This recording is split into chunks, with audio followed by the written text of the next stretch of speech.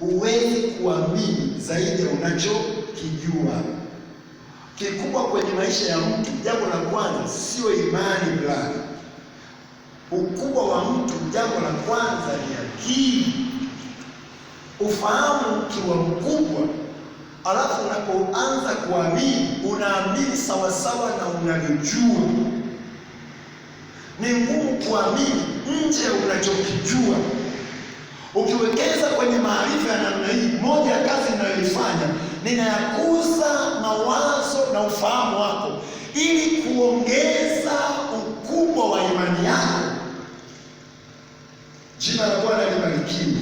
Mtoto aliyeona magorofa ana nafasi ya kuamini kujenga magorofa. Mtoto aliyeona nyumba ya bati ana nafasi ya kuamini kujenga nyumba ya bati. Jina la Bwana libarikiwe. Mtu anayefahamu teknolojia ana nafasi ya kuamini sawa sawa na teknolojia anayofahamu. Ndio maana Mungu anasema wanangu wanaangamizwa kwa kosa hili, maarifa. Mungu kuna kiwango hana shida na imani, kuna kiwango ana shida na maarifa. Kwa nini? Kwa sababu ukipata maarifa ya upumbavu utaamini upumbavu. Ukipata maarifa ya kishamba utaamini ushamba. Bwana Yesu asifiwe. Ndio nikwambia, unaweza kutoka mahali ukaona umependeza, umetoboa kuliko wote. Ingia hapo mahali kuna watu waliokaa, utaenda kujificha.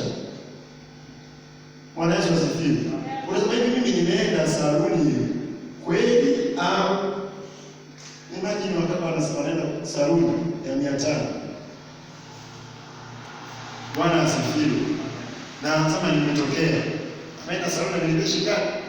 Ili kitu chake kweli nimetakunywa kwa ajili ya Mungu. Kitu hicho kweli chaje. Hizo ni dharau. Kitu cha kunywa chaje ni kile ambacho kina akili. Akijali. Lakini kitu chako. Ndio, ndio sauti kweli FB.